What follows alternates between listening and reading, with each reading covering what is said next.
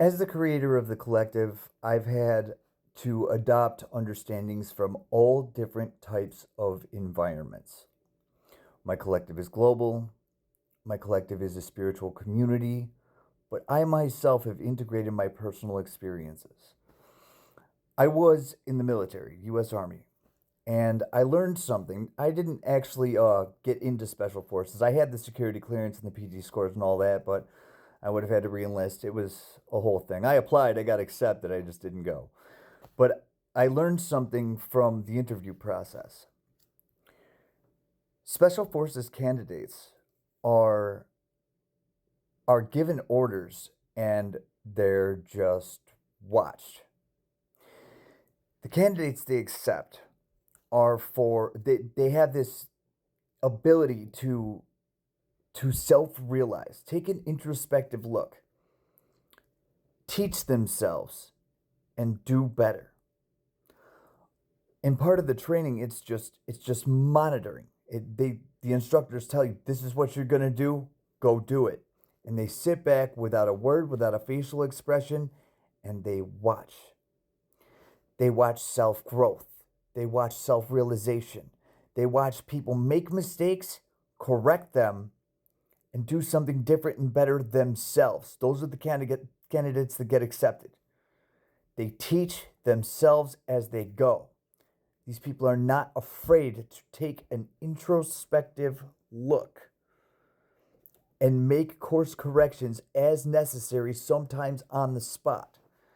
This is an element of self-discipline that I built into creating the collective.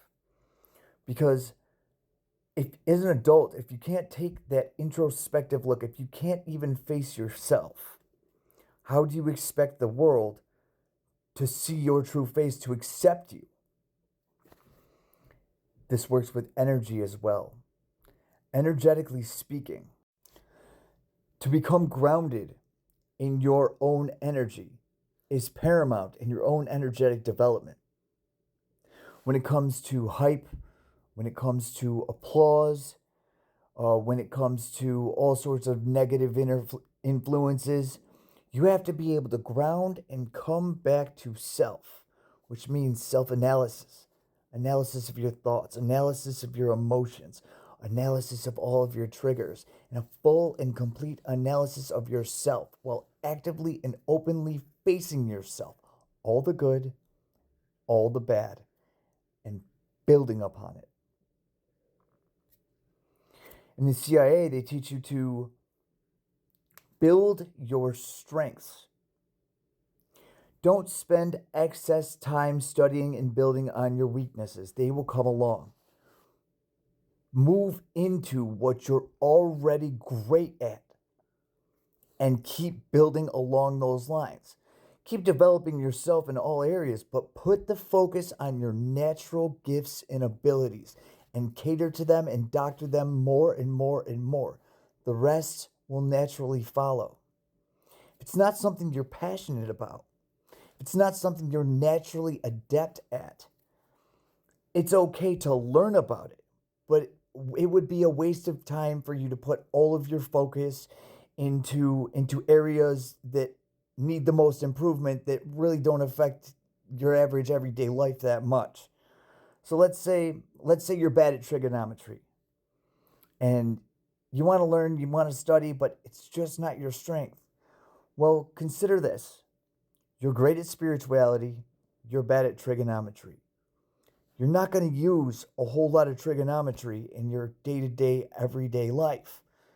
It's not completely a useful skill worth developing past a certain point because it's not something that's going to decide or dictate the course of events in your average everyday life. It's not going to affect you in the now. It's nice to learn a basic foundation so you can have a baseline understanding and integrate that knowledge.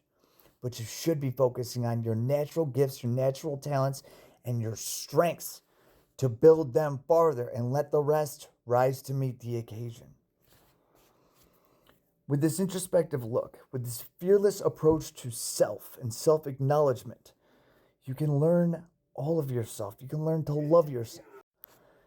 You can literally learn to recreate your entire neural structure and your entire metaphysical structure just by bringing your attention and awareness to it in its true and actual form.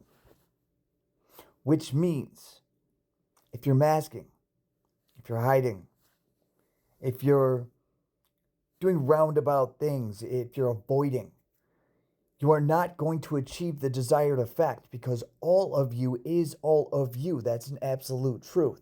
Integration of all of you is necessary for growth and development. That is an absolute truth.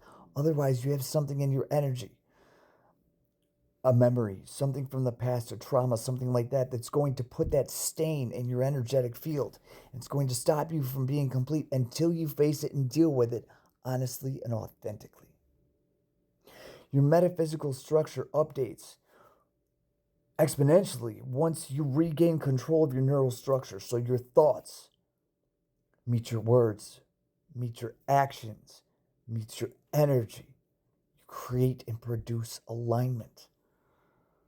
Alignment does not exist when you have a bunch of things pulling on your energy or pulling on your thoughts or unnecessarily attaching themselves to you in your day-to-day.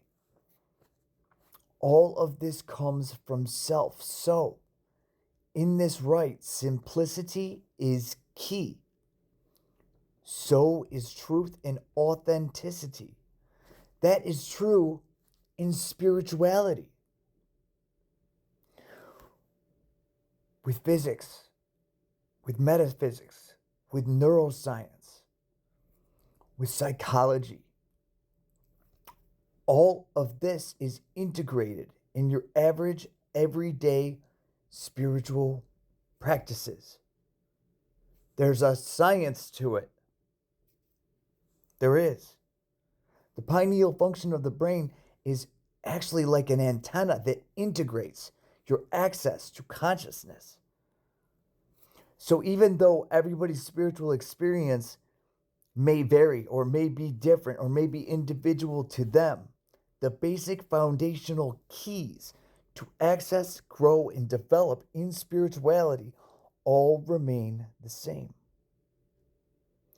This is your key. You are the key. So how do you make the best you that you can be so your key is fine-tuned to the right door to open into your next level? There's no holding back from this. There is just gaining new levels of understanding and integration. And once your consciousness is readily accessible, once it's accessible, you have access to the universe. And the more you fine-tune and harmonize your key, your authenticity, and your morality, the more you gain access to. I've had hard times in life. So has everybody else. It's not going to stop me from being a good person just because somebody else tried to make me out to be not one. It's not how this works.